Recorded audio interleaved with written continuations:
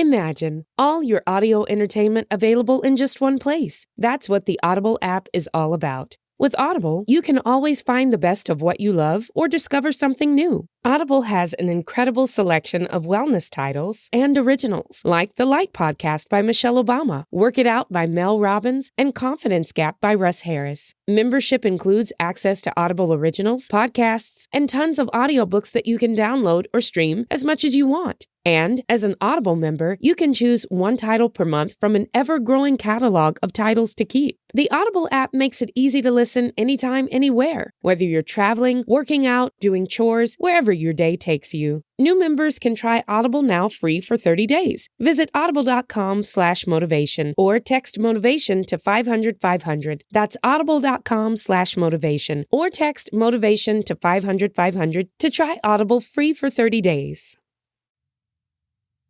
The weather is cooling down a bit. The leaves are starting to fall. Yes, it's that time of year again. Football season. And we all know the best part of any game day traditions are the ones that involve food. There's nothing like having everyone in your game day crew coming together to bring their best bites and argue over whose family makes the best chili. And while there's no need to mess with the perfection of game day classics, like a freshly grilled Oscar Mayer hot dog topped with Heinz ketchup and mustard, it's always fun to step out of your comfort zone and get creative with your recipes. Because there's nothing more fun than adding to your list of game day traditions, like making a creamy and delectable queso dip with Velveeta cheese that can be eaten with so much more than just chips. Now is the chance for people across the nation to find out whose game day eats reign supreme. It's your turn to show off your tasty game day food traditions. Go to www.gamedayfoodtraditions.com to share a photo of your game day food tradition to enter to win $10,000. Once again, that's www.gamedayfoodtraditions.com to enter to win $10,000.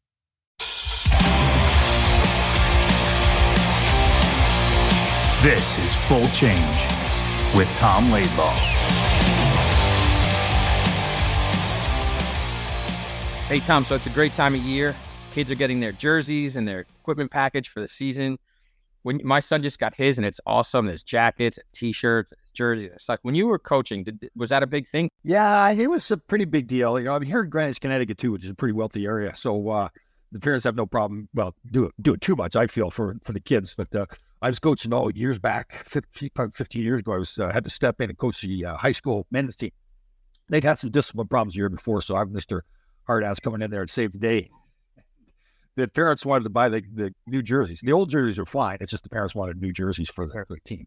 So, of course, I came in and said, nope, there'll be no jerseys. Man, right off the bat, they were not too happy with me. So I come back to the old school, the farm boy days. It was just the jersey. As long as it was the same as everybody else's, it's like match. In fairness, kids in Greenwich have a hard life. I mean, it's not easy. I'm assuming you're being sarcastic. Well, in some ways, the life is hard because a lot of times the parents are so busy. You see a lot of that stuff where the kids are reaching out for. I've had kids that I coached that was really close with the family and very successful people, but they weren't around with their kids much. Nannies bringing them to practices and everything. And then the young boys would act out and they'd come to me and they'd be crying like my father's never around and everything. It felt terrible because I would know the father and know that he was really a good man. It's just that they're, when you're in that environment, that's what everybody does. They go down to Wall Street, work and run hedge funds. But yeah. And I'm being sarcastic. You're right. Yeah. I mean, they're just different problems. Yeah, definitely. But you're right. You go to the Greenwich High School and there's Mercedes and BMWs and everything in the parking lot. The kids are driving to school. So it's a different world. But it's a great time of year. Kids get their jerseys. They, they enjoy getting their package. They get on the ice for the first time. I told you I do that program with Pure Hockey. The National Hockey League and the New York Rangers has this thing for $350. The kids that can go into Pure Hockey, they got to register for the whole bit. They go into Pure Hockey. They fit them for all the new equipment, and then they send it to the kids. And they're on the ice 10 times for that $350. So it's a great program. But I tell you, it's a fun one too because the kids are coming in there. They haven't seen new. They haven't gotten equipment before, so they're like, "What's going on here?" And they got a bunch of people running around, and it's a great event because when you're done, the kids are just having a blast, right? Like, "Oh yeah, Mom and Dad, this is cool." Yeah, you just know my buddy Matt Sharkey, who's a listener of this show. He was Pure Hockey. That's right. The one at Fairfield, New Jersey, right? That's right. Yeah. Yes. But it's jerseys are a huge thing. They're big and nice, but they're huge and roller. And they do really cool design. My buddy Ed Borowski out in Los Angeles, him and his team, they're all big listeners, but they the Hulkamaniacs. They do their jerseys are like Hulk Hogan. Oh. Basically, the shirt he used to rip off. Remember? Oh, with like his muscle, his T-shirt. So you can do some crazy cool things with design now, and it's cool to see, especially in the roller world. They're kind of careful in hockey now, aren't they? They haven't reached out that much and made them that wild kind of jerseys. In roller, but not ice. Yeah. Ice is pretty traditional. Everyone's pretty similar. And nobody wants to be too standoutish. But in roller hockey, everybody just it's like go for it, be creative, and fly. Well, that isn't hockey, right? Especially with kids. It'd be more fun for kids if they have the wild jerseys. Absolutely. It is summer. I was on vacation down in Disney, which was awesome. We stayed for a couple of days with Christine's sister Robin and her husband Randy. We had a great time staying at their house as invited guests. So I'm just going to ask that. Like, we've got a little situation where our buddy Mr. Larry Malik's coming to town soon, and he just like invited himself to stay. Like, it wasn't like he really didn't invite. He just like told me they were going to stay here. And like, you want to stay for 5 days? And I said, well, you're not staying. First of all, I don't want you here at all. We're going to kill each other. You get 2 days max, maybe. So I think part of that is you are kind of set in your way. No kidding. But when a young family moves to a new house, they want people to enjoy the house and spend time with them and be their company. When you want people to get off your lawn. Okay, but like I'm out at events. You know me. Like I'm talking to everybody. So I feel that this is my little domain. So now I've gone out there, and talked to the masses. Now I need to go home and have my private space, live my way. I've got my foods that I eat my time. It's your safe space. No one's allowed there. Yeah, exactly. Well, I stayed with my sister and my brother and father down in South Carolina. We all did. It was great. Then we went to Disney, and my friend Chris Koenig hooked us up in Riviera Resort, and that was the first time I'd been to Disney. And we stayed on the property, and it was awesome. I know Yeah. Well, I took my kids down there. We had the motorhome. We went down there and stayed. Yeah, it's beautiful. So they were probably, I guess it was like 8 and 10 years old, something in that range. We went down there one time. I think we stayed at the Corona Springs. I think Coronado Springs. Thank you. That's what it was. And the time we went down with the motorhome, it's so big that they give you a golf cart to drive around all the different places. So this is good parenting right here. So we would get on the golf cart and go over the dunes, or little hills, like hills to them with mountains, but trying to get airtime with the golf cart. Wait, you're trying to do jumps on the golf cart. It's you, and how old are your boys at this time? Like 8 and 10 years old. Oh man, if somebody else were doing that, I'd be yelling at them. But there we were doing it. Wait, back up. So you're driving down 95 in your RV. Yep. Got the motorhome with the satellite dish in it, bathroom, the whole bit. So we don't have to stop at all. We just keep on driving. Yeah. Kids loved it. Yeah, we had a blast. They talk about that, and then you go down there as well as ones they got these slide outs on the motorhome, so it becomes bigger once you park it. It's like an apartment kind of thing. So we had a blast. We were all over that place, but going down to Disney World was good. You just throw all your stuff in there. You don't have to worry about getting planes it's a long drive. It was a hike, but again, it's comfortable riding. We had a blast. Man, it's definitely a hike, but the kids love it. My kids loved it. My friend Chris he's been trying to get us to go for he goes all the time, trying to go for the last 5 years. And he's like, I'm telling you, you're going to go and you're going to be hooked. That we're not. We're one and done. And once we came back, everyone was like, all right, so we're going again next year. Right? It is good. Disney World is expensive, but I'll tell you, it's worth it. I think there's some memories too, right? Like the kids never seem to forget that kind of stuff. Absolutely. Like my son gets to hang out with Chewbacca and take pictures. And I went on roller coaster. Wait a minute. Chewbacca right there. It was like people just thought that you had Chewbacca on the show. No, I think they think you had a stroke. Wait, hold on. Tom is doing a Chewbacca. Can you do that again? Have perfect, you seen Star Wars? Perfect. Perfect. Star Wars? Yeah, that's perfect. Maybe Canada. People that don't, on the podcast, obviously they don't have the visual. They're going to think that we actually had Chewbacca on the show. Basically. No, they're going to think you had a stroke. That's good there. So at the end there, it kind of rolled the R's when we were there. Yeah. At least you think it's good. So keep plowing through, plowing ahead. Oh, we were talking before the show how I'm trying to do all these imitations and impersonations and everything. It's all one voice. It's all one voice. And now you've got a Wookiee involved. So there you go. You sound like a Scottish Canadian. And there's a guy on Conan O'Brien or something the other day. He was doing some famous actor, and he was doing it so good. I want to be able to do that. Like, how do you do impersonations? It's cool. I think you have the gift. That's a guy looking at you saying, how do you play hockey like that? That's that gift. You work on it, right? I guess that's true. Start working on it now. Yeah. Yeah, you'll be able to work on it, right? Yeah, maybe I'll do some homework. Like I'll get on Google and try to figure out how you do impressions. Boy, here we go. Well, anyway, we had a great trip to Disney. It was excellent. We saw family. My brother Damien and his Muckers team in Wilmington, North Carolina. They're big fans of the show, so they'll and saw some of the hung out with them, and they're probably going to be Star Wars fans now too. After that Chewbacca, we're going to bring them in. We're going to rope them into now. We're crossing over it from hockey to life. Maybe we should try to get some Star Wars characters on the show after once they hear that Chewbacca. Maybe the real Chewbacca that plays Chewbacca in the movie will want to come on. Well, the first one passed away, but there's a new one. We could. He's Finnish. He's like a 7-foot tall Finnish guy, but we could. Really? Yeah. Oh. But we could. We'll see if we can book him. So there are people in Finland that are 7 feet tall. There are, and there are people that he's a basketball player. People in Finland that listen to us. Oh, very nice. We should shout out some of our international listeners because we got a bunch. We have a bunch in Canada, obviously, as you would think. We have some in Japan. We can't get Rare Roots Lane as a Finnish player. We have Finnish listeners. We have listeners in Bosnia. We have listeners all over the place. Japan, Australia, the UK. It's pretty cool. Rare Roots Lane, he's first there he's over here for 2 months, and he wouldn't speak English at all. We thought he couldn't speak English. We went out to the bar one day and had a few cocktails. All of a sudden, he's speaking perfect English. Yeah, there it is. So it's perfect, right? Yeah. It's like One Flew Over the Cuckoo's Nest, right? At the end, when Chief can speak perfectly fine. He pretended the whole time he couldn't. That's right. Yes. Yeah. There's another movie like that too. The race cars in it.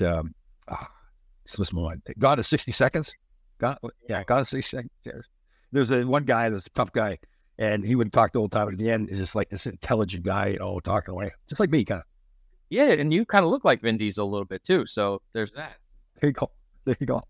But yeah, I wanted to send a shout out to our listeners in Sweden, Spain, Japan, Canada, the UK, Bosnia, Germany. Wow, that's pretty cool. Be interested to find out who they are. Like who's in Spain that's watching it. They're just listening to us. That's great. It's fast. Yeah. Finland, we have people. No one speaks Finnish, but we have Finnish listeners. So thanks for listening. Keep it up. Maybe that's. I'll do a Finnish accent. Or that's like.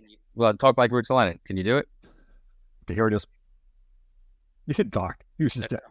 Wow, that's a visual joke. When we. We'd edit that. Edit that one. But yeah, and we started this off by talking about kids, and today we're going to have a guest on whose work and whose mission is to help kids. And it's a great program that they do with Hockey in Harlem. We're going to have Malik Garvin on, who's the executive director of Hockey in Harlem, and he has a great story. Yeah, a lot of passion. I'll tell you, he talks about it like you can tell this is not a job for him or career. This is his passion. He knows he's making a difference in lives, and we've talked about before how I think hockey, all sports, but hockey is our thing, where it can make such a difference in kids' lives, learning to fight through things. Make decisions, good or bad, part of a team. And they take it to a whole different level with that program. Very often kids would never get a chance. It's all inner city kids, so they would never get a chance to play. And you can see how it's making a difference in their lives. It's making a difference in his life. He came through the program himself, and now he's running it. Great story. And yeah, enjoy this next show with Malik Garvin, Ice Hockey in Harlem.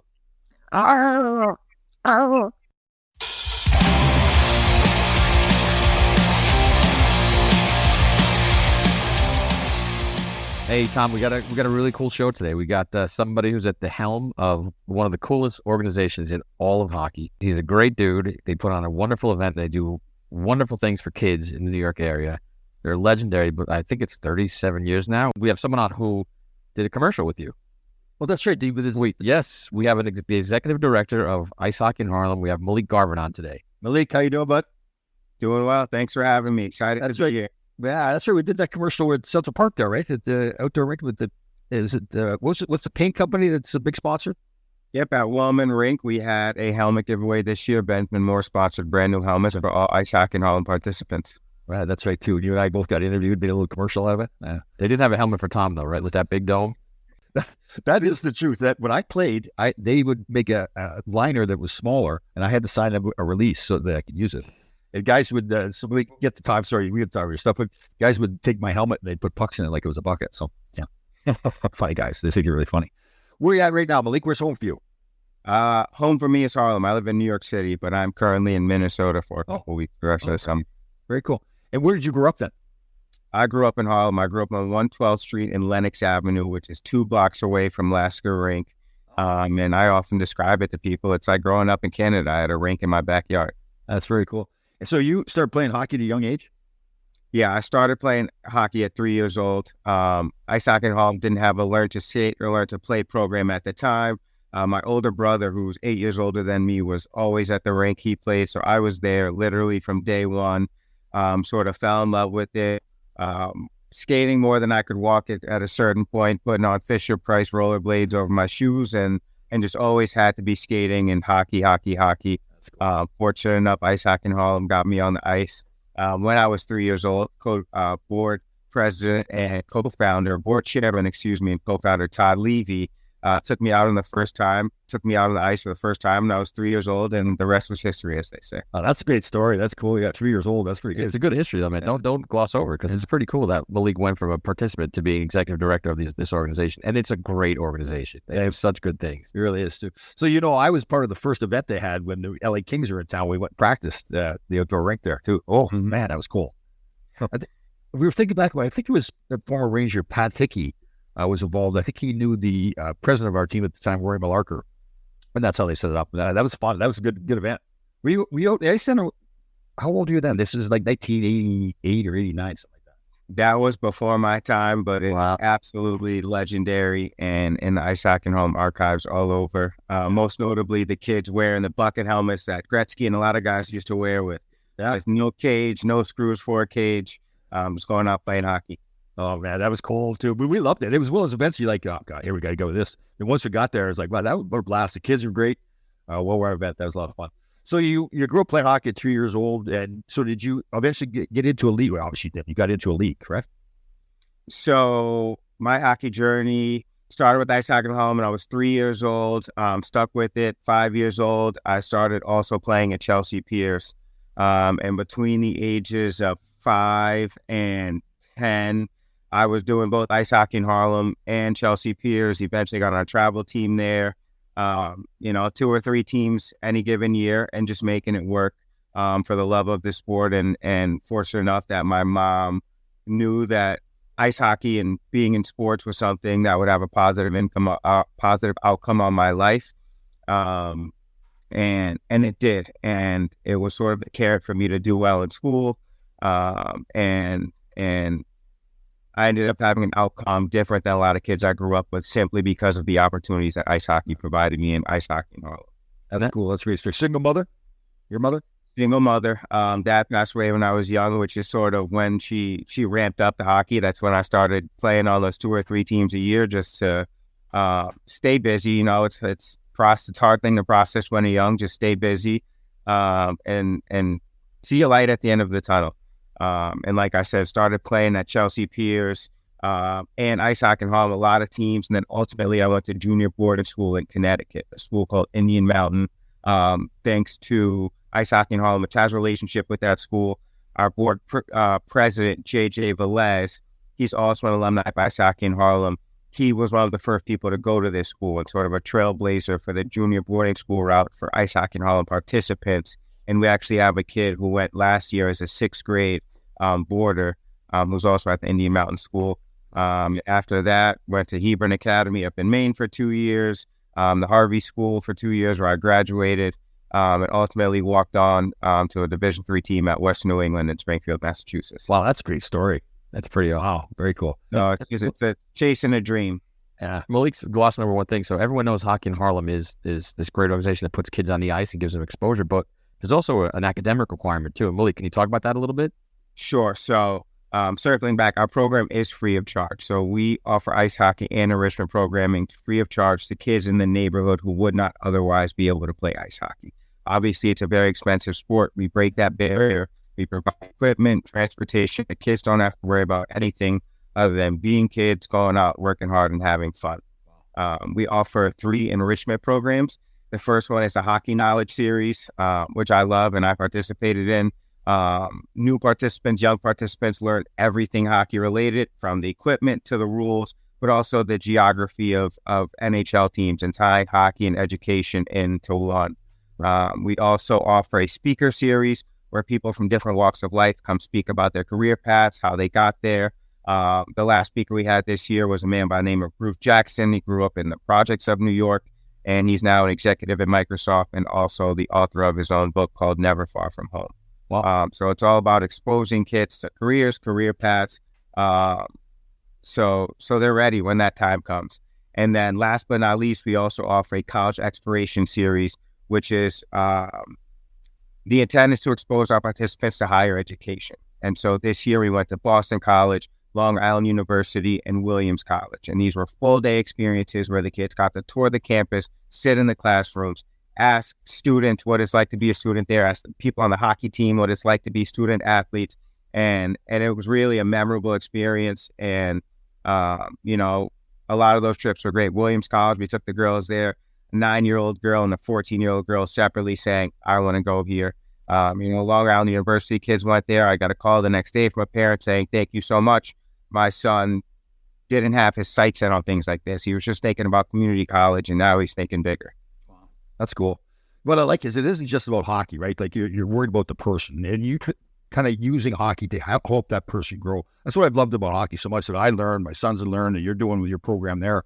You teach kids that they can't do something at first, but if they work hard enough at it, they can accomplish pretty much anything they want to accomplish, right? So our program in general is about creating better people, right? Yeah. Like you said, through this hard work and teamwork and collaboration and working towards a goal bigger than yourself. And for the kids who work hard enough, the hockey will take care of itself. Yeah. And we have relationships with programs. If they are ready to play travel hockey, we can facilitate that.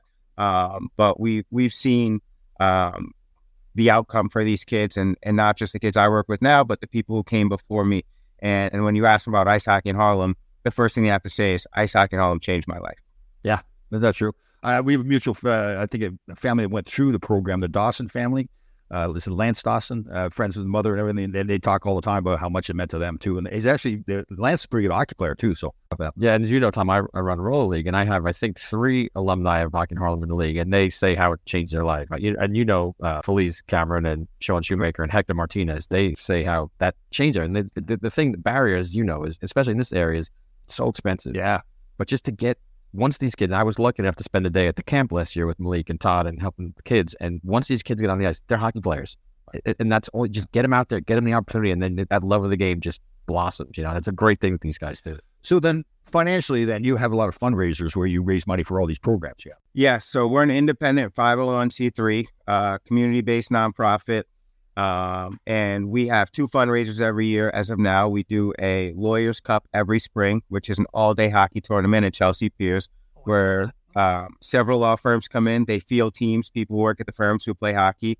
It gets competitive, but it's for a great cause, and we raise good money through that and the support of those firms.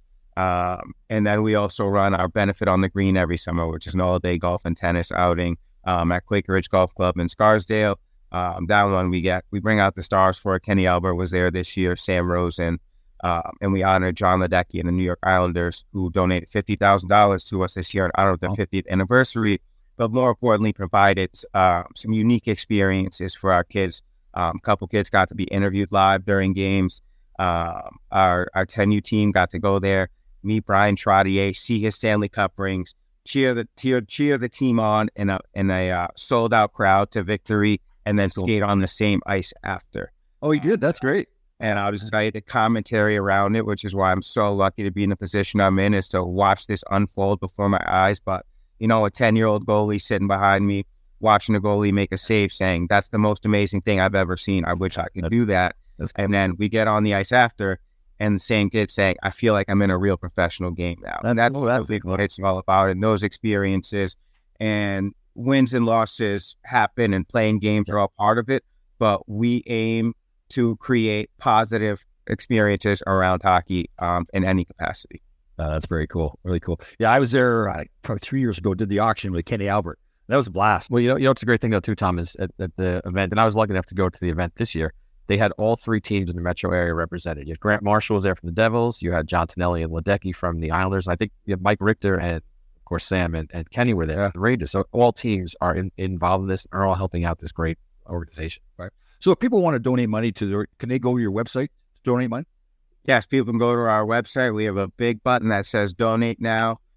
There's no amount that's too small, too big. As some people may know, our home rink, Lasker Rink, has been closed for the past 2 years, undergoing renovation, and it'll be closed at least for 1 more year.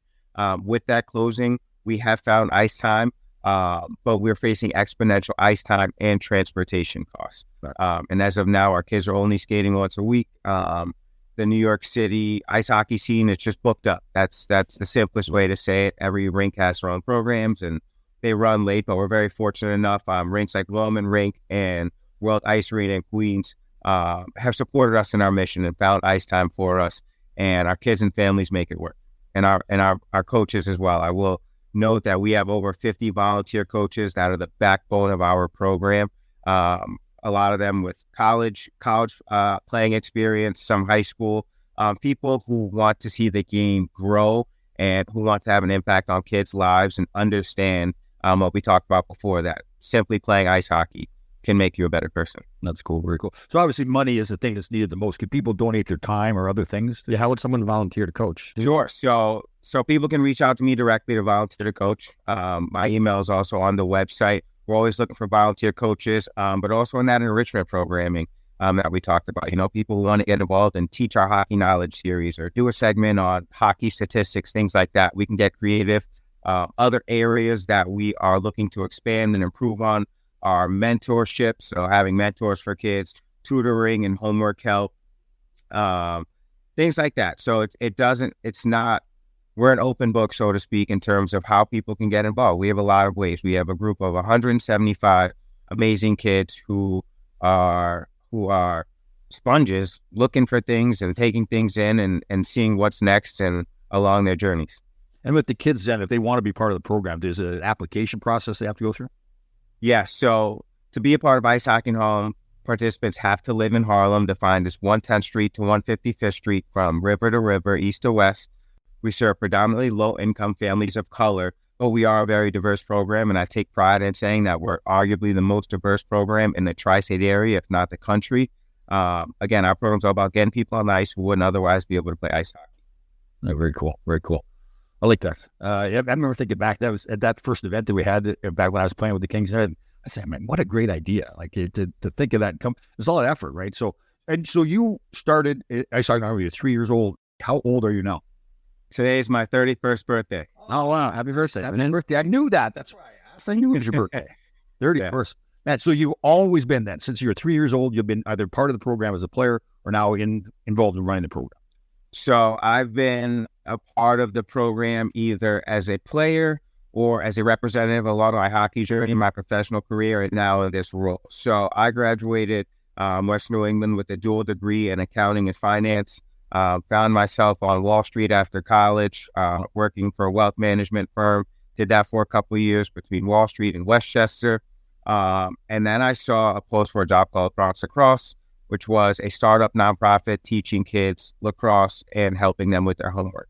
I always had my eye on running ice hockey in Harlem from a kid. And I knew that I needed nonprofit experience, and getting into a startup like that, I was their first hire. I was able to be a part of every single thing that they did day to day. And also pushing into the classrooms, helping those kids directly and seeing the impact that it had. And I jumped and took that job knowing my experience and the impact ice hockey in Harlem had on me, and having a chance to pay it forward to a group of kids. And I was there for 2 great years. And I was fortunate enough that 3 years ago, so before, Ice Hockey in Harlem called and they said, we're looking to hire. Are you interested? And it wasn't even a question. I was waiting for that call. I've been waiting for that call my whole life. And I came on as the program director during COVID, during a very tough time for us. Our kids were skating once a week with masks on. We could only have 25 people on ice. We couldn't play games. We couldn't go on trips. But like I said, our families made it work. They came, they stuck with it. Our community stuck together, and we got through it together, and we've only grown since then. That was the last year that we were at Lasker. The next year, Lasker closed. We actually operated out of 3 different rinks. We were out of World Ice Arena in Queens, City Ice Pavilion in Long Island City, and Woman Rink. And we've since consolidated to 2 rinks. After that year where we couldn't go on trips or anything, we were able to practice and play games, but we still couldn't really go visit colleges and things like that because of COVID protocols. And I would say that this past season was our first normal year since COVID, where we were out and about doing everything.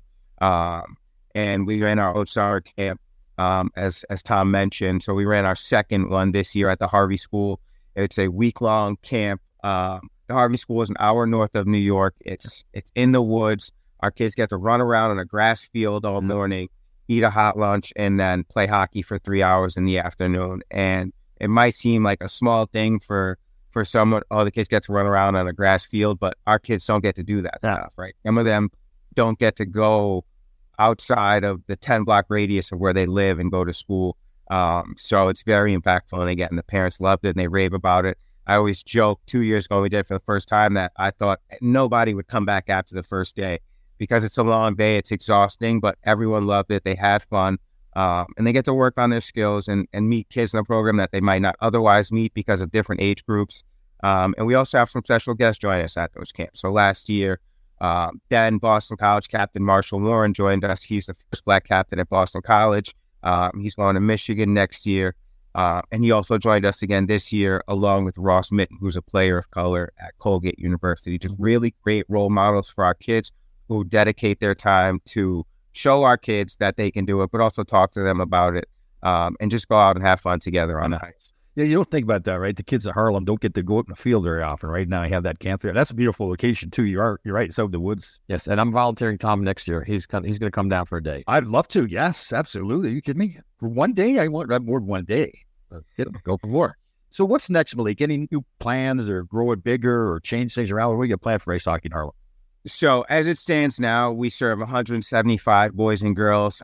Every year we'll take in 45 to 60 new kids. That's sort of our model. They come into our Learn to Skate program. So we have a Learn to Skate program for first-year players, a Learn to Play program for second-year players, and then we field 5 competitive teams between 8U and Team U. So right now, our focus on is quality over quantity. Like I said, we don't have a home rink. So our thing is finding more ice time this year, supplemental ice time, whether it's at the Harvey School or a professional practice rink, finding supplemental ice time, growing on that, but also, as I mentioned, offering homework help and tutoring and things like that we also want to get done, helping our seniors with college placement. I spoke about our event. All of our graduating seniors are off to college next year, something that's very important to us. Doesn't have to be college. It can be trade school. It can be going and getting a job. Just taking the next step into adulthood. So for us, we're looking to grow our offerings for the current participants we have. So it's already, you come to ice hockey in Harlem, you get to practice twice a week, play games on the weekends, you get to skate in a professional arena, and you get to go on a college visit. So we're trying to streamline that for all of our participants, and we're definitely looking to grow partnerships with like-minded organizations. So we have corporate sponsors. We have 3 corporate sponsors, Delta, Chase, and Benjamin Moore, as we mentioned. So Delta, they help us get our kids to summer camp in the summer. Every summer, we send about a dozen or so of the most deserving kids to sleepaway camps. Some of them are week-long hockey camps in Canada. Some of them are 8-week-long camps in Maine. And Delta helps us fly those kids to these locations. We send kids in Canada to Sylvan Lake, which is in Calgary, at Teen Ranch, which is in Ontario. And I'll tell you, it's funny because I always joke with the Delta guys about it too, but these kids come back from Canada and they want to move there every time. Every time. It's all hard. Yeah, Sylvan Lake's a beautiful area, man. Out in Calgary there. Oh, wow. It's a great area. Again, all about broadening their horizons, letting them know what's out there. That's not true, right? They could go someplace like that. They never would have maybe had a chance to go there before. Now that's cool. Absolutely. Yeah. So what's the biggest need you think you have there? Obviously, money is always a need, but is it volunteers, more kids? What would you want more than anything else? So we need more on-ice experiences for our kids. As I said, we lack ice time. We simply cannot find it. To every rink, we've tapped out sort of any empty ice slots. So when I say more ice time and hockey experiences, things that we do with organizations like the Connecticut Junior Rangers or the Union New Jersey Thunder is we get kids of the same age or like age together. They go out, they do practice together, do a clinic together, and have a pizza party after. And again, a positive hockey experience with 2 groups of kids who might not have ever otherwise interacted. Sharing the love for a game, sharing the love of the game, sharing it together, getting better together. And it's powerful. Like I said, it's our kids might not get to see kids like that or groups of kids like that in their regular life. And it's important for them to interact with people and grow and know that it's okay for people to be different than me, that we can be different, but share love and be nice, share love for ice hockey and be nice to each other and have similar experiences, although they come from different backgrounds. Well, that's a great point by you, right? It isn't just for the kids in your program; it's for the kids in the other program, right? They're going to get as much from it. So obviously you can go to programs and say, listen, we want to have a practice with your U18 or whatever team it is, and here's what we're offering to it. That's a great idea. I like that a lot. We should talk to all the programs around. I know an organization in Rockland County that's going to do something with these guys. So we're working on it. Okay. Yeah, we're working on it. Good deal. All right, I'll go to the program here in Greenwich too. I think these kids, because again, Greenwich is one of those places that is not very diverse, right? So it'd be a fantastic program for them too. Oh, that's cool. Good stuff. Yeah, Tom, you'll talk to some people here. You know, you're pretty dialed in the rinks here, right? A little bit. I went to an event the other day. I was telling you, we had a fantastic event, this shoulder check thing. A family lost their 60-year-old son. I'm sure you've heard about this. And some guy was there, some cameraman or something, says, well, no surprise you're here. You're at every event that they have for hockey right here. So, yeah, it's fun. You tried to upstage Malik in the commercial. I saw that. I don't know. Absolutely. I'm not going to let him take front stage. I mean, I've got to be front and center. Absolutely. You know. Well, Malik, I got to tell you, this is a fan. I really enjoy your enthusiasm with it too. You're talking here now. Like you can tell this is your passion, right? This isn't just a job for you. This is something you're very passionate about. That's cool. Good stuff. I'm sure you're helping a lot of kids. Oh, yeah. Yeah, and that's also something that we talk to the kids about. It's that you don't have to, the end goal doesn't have to always be playing Division I ice hockey or playing in the NHL. You can make a living off of ice hockey in different capacities, whether it's ticket sales or a team manager, anything of that nature. If you love the game and you want to stick around and you want to have a positive impact on the game, there are several ways you can do it. What I like too with the hockey is like we do the clinics and everything. The kids get out there at first and they can't skate or they're afraid or whatever. And then say, I use an example with me. This when I first started, I couldn't skate very well at all. A lot of people say I couldn't skate very well when I was in the NHL either. But I played for 11 years. So they look at me and go, really? So now they as the time goes on, now they get comfortable skating. You can tell in their eyes they're going, I couldn't do this before. Now I can do it all of a sudden. To me, that's one of the best things for all these kids. No matter what they do in their lives, it's whether it's their personal life, whether it's hockey, their career, whatever, they learn to do things they couldn't do before, which I think is fantastic. Absolutely. Another great lesson, getting out of your comfort zone. Yes. There you go. You're speaking Tom's language. Yeah. So Tom's here. It's not too hot today, but I have this thing. I won't let myself use air conditioning. So I say to people, listen, you don't really have to use. You get used to saying I have to have it. So up here at my studio, I have to close the windows and everything. So it gets a little toasty in here sometimes, but not too bad. Out of that comfort zone. Oh, yeah. Out of the comfort zone. Yeah. Cold showers. All that's great. See, what I like is, too, like you said, it isn't just about the hockey. It's the whole psychological thing, too, like building stronger people, teaching them they can do things that they couldn't do. We'll get them out of their comfort zone. Being Harlem is now they're at Silver Lake, Calgary. I can't even imagine the kids' first time they go from Harlem now to Calgary, Alberta. It's like, what a different world that is. Fantastic. Malik, busing is obviously an issue for you guys, too, because you have to get this large group of kids to these rinks, right? How are you guys handling that? Yes. So we provide transportation to everything outside of the borough.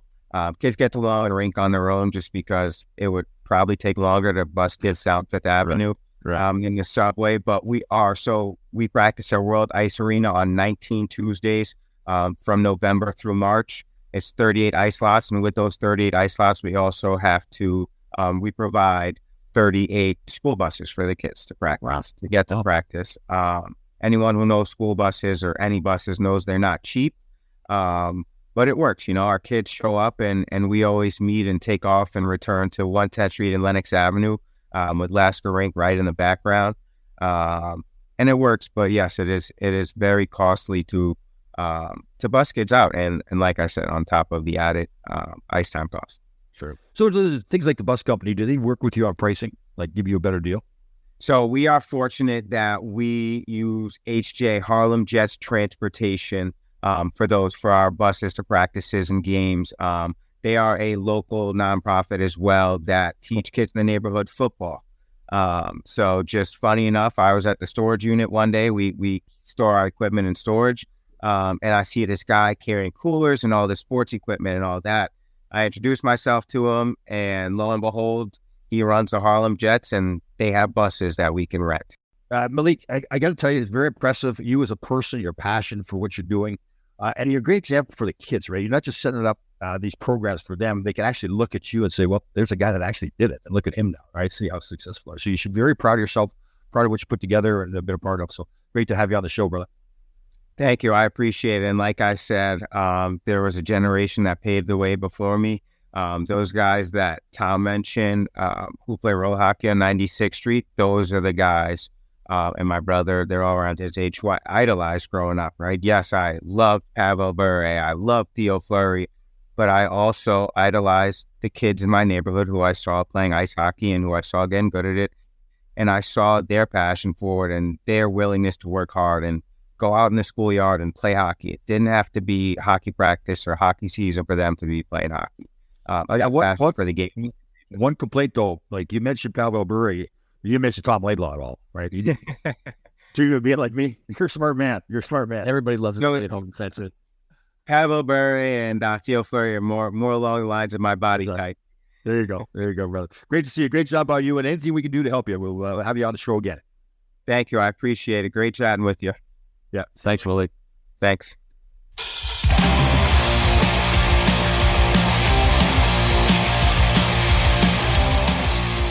We are rolling here. We are recording. That was like a Swedish, Norwegian kind of that. We're going through. It's like the Epcot Center of languages, and you're failing at all of them. They're all this like Canadian farm boy. This is the difference between you and I. In my mind, there's no such thing as failure. I'm just working on it. Oh, fair. Okay, look, that's a good approach. You're just missing the mark, man. It's okay. It's a process. Look, you take 100 shots, the 101st one goes in, right? Is that what it is? Process. So speaking of process, we just had on Malik Garvin, executive director of hockey in Harlem, ice hockey. What a passion he's got! Wow, it's such a great organization. It started by Todd Levy and Pat Hickey, and I forget the other gentleman's name who's no longer with the organization, but they do such a great job. Like I said, I've been lucky enough to cross paths with them. I got to go to the camp last year for a day, and I was at the event, and it's just all good. Yeah. Well, the things they do, like they take these kids from the inner city, from all from Harlem, and how he said it was interesting too. They prefer to take all kids of color, but they're very diverse. Yeah. And it's all for free. They get it all financed. They travel them around. They go to tournaments, camps, and some. Yeah, I mean the difference they're making in lives right there. That's incredible. His passion, man. That's just, It's pretty great move to say, you know what, I want to run this organization one day, and that's awesome that he got to do it. And they do such good things. Everything is covered for the kids, and in Canada, you grow up with it. It's there. You have this equipment. There's abundance. Here, it's not, and especially for these kids who would never have a chance to play. You don't realize. Yeah, and obviously we're hockey fans. We're not fans of the game, but we're more hockey fans of what hockey does for young people in particular, right? Help them grow, realize they can fight through things, get out of their comfort zone, all those things. And Malik talks about all those things. You can tell he really has a very real understanding of the difference they're making kids. Absolutely. I mean, think about it. There's how many pros? 600 pros? Yeah. And how many people play hockey? A million? Yeah. So there's, the experience that you get from this, and we said this before, but the guys who get on the show say what they miss most is the room, the guys in the room, those times. And that goes for pros, college, men's league, mites, whatever. You miss that feeling of just being in the room with the guys or the girls, and it's like be a part of a team, and have fun together, experiences, traveling, all those things.